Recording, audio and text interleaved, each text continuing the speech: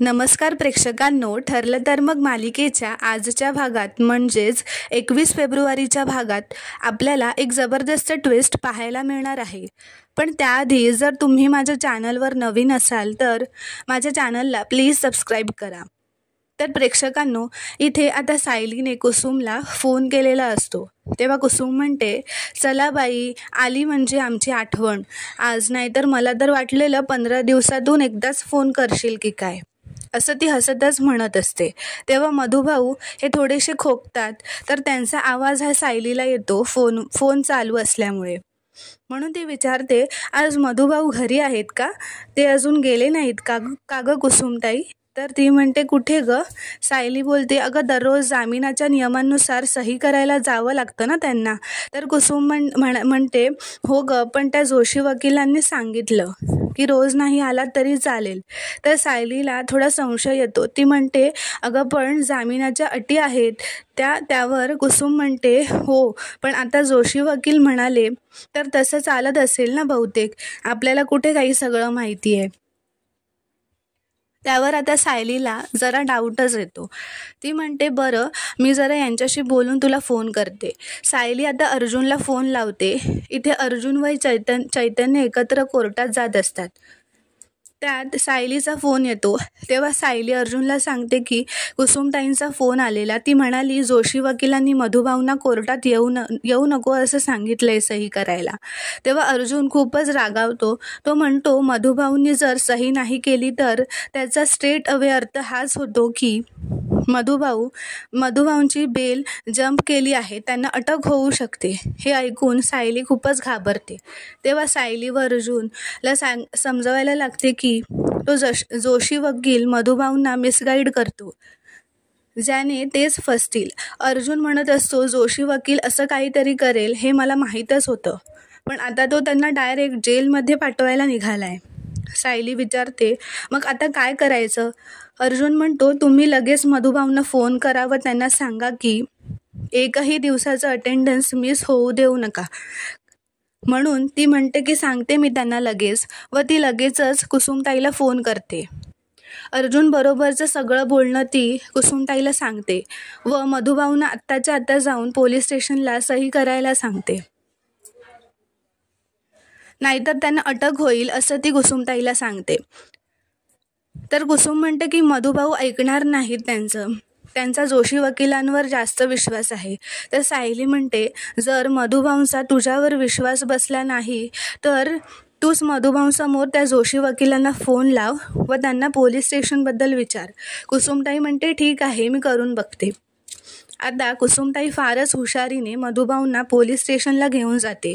ती जेव्हा मधुभाऊंना सांगते की जोशी वकिलांचा मला फोन आला होता, त्यांनी तुम्हाला पोलीस स्टेशनला जाऊन सही करायला सांगितलं आहे. त्यावर मधुभाऊ म्हणतात, पण असा कसा त्यांनी विचार बदलला अचानक? त्यांनी तर मला असं काही सांगितलं नव्हतं. कुसुम म्हणते, तुमचा फोन लागत नव्हता ना, म्हणून त्यांनी मला फोन केला. तर मधुभाऊ म्हणतात, थांब, मी फोन करून स्वतःच विचारतो. तर कुसुम त्यांना कसंबसं थांबवण्याचा प्रयत्न करते व म्हणते, मी लावते फोन. तर मधुभाऊ म्हणतात, स्पीकरवर टाक, मलाही ऐकू दे. तर ती जोशी वकिलांना विचारते, तुम्ही जसं सांगितलंय तसंच करायचं आहे ना पोलीस स्टेशनच्या बाबतीत? तर जोशी वकील म्हणतात, हो, मी जे मधुभाऊंना सांगितलंय तेच करा. तर कुसुमताई मधुभाऊ अजून काही बोलतील त्याच्या आधीच फोन कट करते व सांगते, चला मधुभाऊ, आपण निघूयात आता पटापट. असं म्हणत ती सायलीला मेसेज करते की काम झालं आहे, मी मधुभाऊंना घेऊन पोलीस स्टेशनला चालले. सायली तो मेसेज बघून खुश तर होते, पण तिला आता जोशी वकिलांबद्दल खूपच प्रश्न येऊ लागतात. तर प्रेक्षकांनो, इथे दुसरीकडे प्रिया ही अश्विनसोबत त्याच्या केबिनमध्ये आलेली असते. आता ती खूपच नाटक करत असते, खूपच खोटं बोलत असते, रडत असते की मी ज्या मुलावर प्रेम केलं त्याने मला एकदा नाही तर 2दा नाकारलं. मी असं काय केलंय अश्विन? मला एवढी मोठी शिक्षा का भेटते? तर हे ऐकून आता अश्विन हा भावूक होतो. तो तिच्या समोर बसतो व तिचं सांत्वन करू लागतो. तिला सांगत असतो, जे घडलं त्यात तिचा काही दोष नाहीये, दोष फक्त दादाचाच आहे. ती त्याच्यासमोर खूपच रडून दाखवते व म्हणते, मला आजकाल काही खावंसं वाटत नाही, झोपावंसं वाटत नाही. तर अश्विन म्हणतो आय कॅन अंडरस्टँड. ती म्हणते माझ्यावर कोण प्रेम करेल, माझी एवढी लायकीच नाही आहे की माझ्यावर कोणी प्रेम करेल. त्यावर अश्विन म्हणतो असं नाही आहे ग तन्वी, तू कोणा एका माणसामुळे स्वतःवरचा विश्वास असा घालवू देऊ नकोस, असं तो तन्वीचा हात धरून म्हणतो. आणि दोघेही पटकन ऑकवर्ड होतात. तन्वी मनातल्या मनात हसते, कारण तन्वीला तेच हवं असतं. अश्विन म्हणतो तू काळजी करू नकोस, तुला कधीही काही वाटलं ना, बोलायचं असेल, शेअर करायचं असेल तर तू माझ्याशी बोल. तर इथे सुभेदारांच्या घरात तन्वी आता तिच्या जेवण बनवण्याच्या वेळेत काहीतरी खभंग असा पदार्थ बनवत असते. सायली काहीतरी खभंग पदार्थ बनवत असते आणि विमल ही लांबूनच तिच्याकडे बघत असते. जो खमंग सुवास येत असतो तो घेत असते व सायलीला म्हणते मला यायचं आहे ओ सायलीताई, पण आईने जर मला इथे उभं असताना बघितलं तर मला खूप ओरडतील. तर सायली म्हणते हे दुरावे ही मिटतीलच लवकर आणि लवकरच आपण एकत्र येऊ, एकत्र मिळून स्वयंपाक करू. सायली असं तिला म्हणते. सायली तिला म्हणते आज तर मी असा पदार्थ बनवते ज्याने पूर्णाजी एकदम खुश होतील. तर इथे दुसरीकडे अर्जुन व चैतन्य कोर्टाच्या बाहेर उभे असतात व बोलत असतात. अर्जुन हा जोशी वकिलांवर खूपच चिडलेला असतो. तो म्हणतो त्या जोशी वकिलाला आता मी थेट विचारणार की तो असं का वागला. तो चैतन्यला म्हणतो चल आपण त्याच्या ऑफिसला जाऊयात, असं म्हणून ते दोघेही निघून जातात. तर आता पवार व जोशी वकील दोघेही एकत्र येत असतात. कोर्टाच्या बाहेर पवार वकील जोशी वकिलाला म्हणतात तुम्ही बरोबर एकदम त्या मधुभाऊला अडकवलं, पोलीस स्टेशनला सही न करू देता आता त्याला मी पुन्हा जेलमध्ये टाकणार, असं पवार वकील जोशी वकिलांना म्हणत असतो. कारण त्याने बेलचा तो नियम तोडलेला आहे, असं म्हणत ते दोघेही आता गाडीतून निघायला जातात. तर आता समोरून अर्जुन व चैतन्य येत असतात. ते पवार व जोशी वकिलांना एकत्र गाडीतून जाताना बघून खूपच आश्चर्यचकित होतात. तर आता इथे दुसरीकडे सायलीने खजूर घालून बर्फी बनवलेली असते पूर्णाजीसाठी व ती ताटात ठेवून ती डायनिंग टेबलवर ठेवून जाते. पूर्णाजी तिथे कोणी नाही आहे बघून ती हळूच त्याच्यातली एक बर्फी घेऊन खातात. त्यांना ती बर्फी खूपच आवडलेली असते म्हणून त्या आणखी एक घेणारच असतात, पण त्या घेत नाहीत. त्या सायली हे सगळं घरातल्या एका पिलरच्या मागे उभी राहून लपूनच बघत असते. ती पटकन म्हणते की अजून एक खाऊ शकता पूर्णाजी. तर तिला बघून पूर्णाजी आश्चर्यचकित होते. सायली म्हणते यात साखर नाही आहे, पूर्णाजी तुमच्यासाठीच केली आहे. तर पूर्णाजी उलट तिलाच ओरडते व निघून जाते काही न खाता व म्हणते मला प्रॉब्लेम साखरेचा नाही आहे, मला बर्फी बनवणाऱ्याचा प्रॉब्लेम आहे. तेव्हा विमल म्हणते सायलीताई तुम्ही आजीचं काही मनाला लावून घेऊ नका. तेव्हा सायली म्हणते अहो आजीचं बोललेलं कोणी मनाला लावून घेतं का, एक दिवस पूर्णाजी माझ्या हातचं सगळं खातील. विमल आता सायलीला म्हणते तुम्ही सकाळपासून खूप धावपळ करताय, आता निवांत बसून चहा घ्या. तर हे तिचं बोलणं कल्पना ऐकते व म्हणते विमल मला दिसत नाही असं समजू नकोस, लग्नाच्या दिवसापासून तुला नको त्या माणसांचा जरा जास्तच पुळका येतोय. तू या घरातली आहेस म्हणून आम्ही तुला काही बोललो नाही, पण आता या घरातले काही नवीन नियम आहेत आणि ते पाळले गेलेच पाहिजे, असं ती खडसावून विमलला सांगते. तेव्हा सायली तिथून निघून जाते. तर इथे दुसरीकडे प्रिया तिचं नाटक जरा अजून जास्तच वाढवते. तेव्हा अश्विन तिच्यावर रागावूनच म्हणतो तू असं काय बोलतेस, जीव वगैरे द्यायचा विचार पण तू आणू नकोस. आता प्रिया मुद्दाम त्याच्या जवळ जाण्याचा प्रयत्न करत असते, त्याच्या हाताला धरते ज्याने अश्विनच्या मनात प्रियाबद्दल प्रेम निर्माण होईल. आता तन्वी मुद्दाम अश्विनच्या तोंडून हे ऐकून घेण्यासाठी म्हणत असते की माझ्यावर प्रेम करणारं तर कोणीच नाही आहे. त्यावर अश्विन म्हणतो खूप जण आहेत ग, डॅड आहे, मॉम आहे, पूर्णाजी आहे आणि मी पण आहे. जेव्हा तो म्हणतो तेव्हा प्रिया अश्विनकडे बघतच राहते. तो म्हणतो आम्हा सगळ्यांना वाटतं की तुझं खूप चांगलं व्हावं. तो म्हणतो तू मला तुझा चांगला मित्र समजतेस ना, तर मला प्रॉमिस दे की तू तुझ्या डोक्यात स्वतःचं बरं वाईट करण्याचा विचारसुद्धा आणणार नाहीस.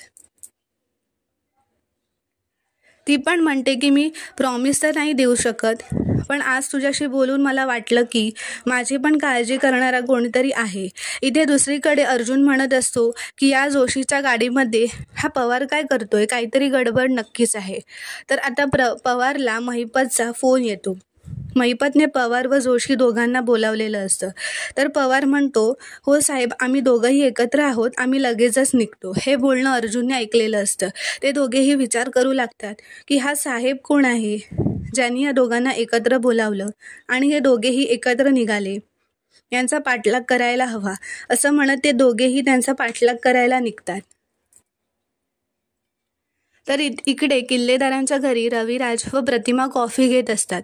तितक्यात तिथे प्रिया येते. तर प्रतिमा म्हणते, तू इतक्या लवकर येणार आहेस हे माहीत नव्हतं, नाहीतर तुझ्यासाठी कॉफी केली असती. हरकत नाही, घे तू माझी कॉफी घे असं म्हणत ती स्वतःची कॉफी तिला देते. तर आता प्रिया ही खूपच रागाने प्रतिमाकडे बघत असते. ती प्रतिमाला म्हणते, लग्न मोडलं त्याच दिवशी जरा विष दिलं असतं बरं झालं असतं. आता ही कॉफी देण्याची नाटकं काय करतेस असं म्हणत ती तो कॉफीचा मग खाली फेकून देते. त्यावर रविराज खूपच चिडतात व प्रियाला म्हणतात, तन्वी तू हे काय बोलतेस, तू तुझ्या आईशी बोलतेस ह्याचं भान ठेव. आणि ते म्हणतात, तन्वी तुझ्या आईला सॉरी म्हण. तेव्हा ती सॉरी न म्हणताच तिच्या खोलीत निघून जाते. तर प्रतिमा त्यांना शांत करते व म्हणते, जाऊ दे आता तुम्ही शांत राहा. तर इकडे अर्जुन व चैतन्य पवार व जोशी वकिलांच्या कारचा पाठलाग करत असतात.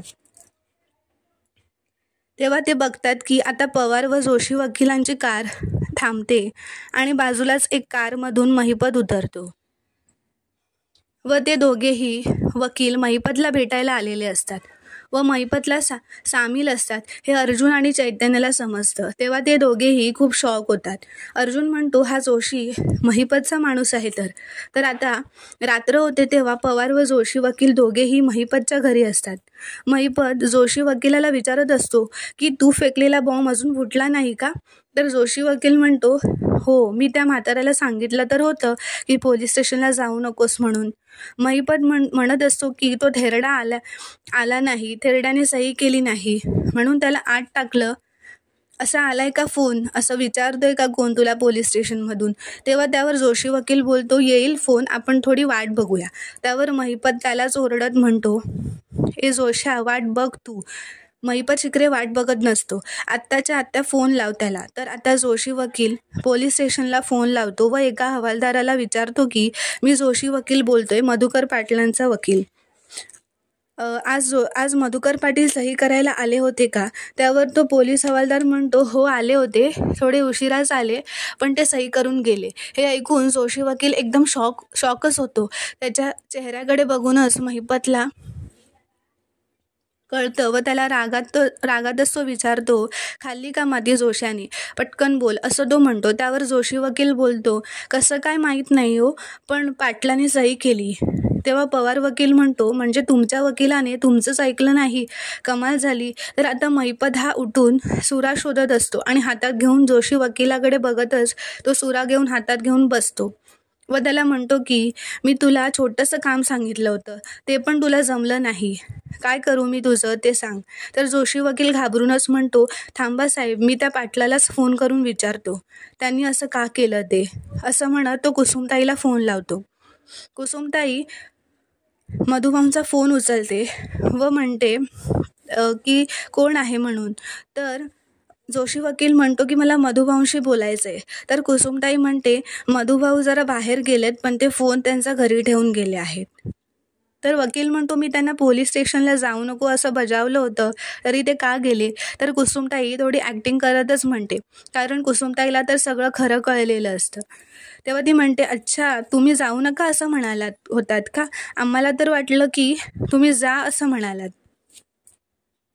ती म्हणते, काय आहे ना, आमचा गोंधळ उडाला होता म्हणून असं झालं. ती म्हणते, मी तुमचा निरोप मधुभाऊंना देईनच.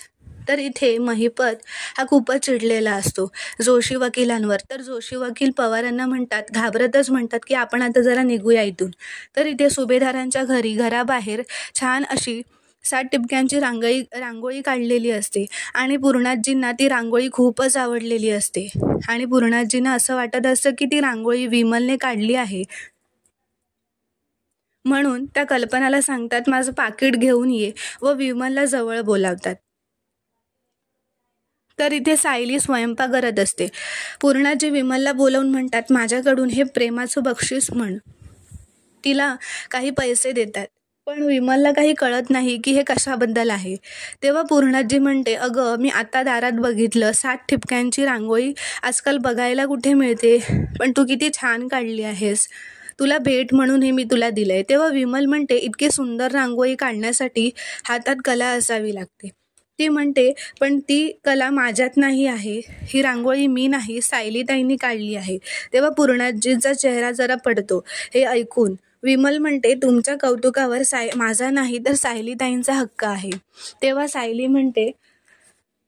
सायली म्हणते तुमचं कौतुक माझ्यापर्यंत पोहोचलं पूर्णाजी, असं ती स्वयंपाकघरात जेवण बनवतानाच म्हणते आणि थँक्यू पूर्णाजी असं म्हणते. तर मित्रांनो, पुढील भागात आपण पाहणार आहोत की आता अर्जुन हा खूपच हुशारीने चालाखीने एक आयडिया काढतो व महिपत व जोशी वकील ज्या हॉटेलला गेलेले असतात तिथे जाऊन एका वेटरची मदत घेऊन त्याला कॅमेरा लपवायला सांगून त्या दोघांचं बोलणं रेकॉर्ड करतो, व्हिडिओ सकट रेकॉर्ड करतो व त्यानंतर त्याच दिवशी सायली व अर्जुन दोघेही मधुभाऊंच्या घरी जाऊन पुराव्यासकट त्यांना दाखवतात तो व्हिडिओ की कसं जोशी वकील हा महिपतला शामील आहे. तर मित्रांनो, पुढील भाग हा खूपच इंटरेस्टिंग ठरणार आहे बघण्यासाठी. तुम्ही जर माझ्या चॅनलवर नवीन असाल व तुम्हाला जर व्हिडिओज आवडत असतील तर असेच नवनवीन सिरियल्सचे अपडेट पाहण्यासाठी चॅनलला सबस्क्राईब करा. थँक्यू.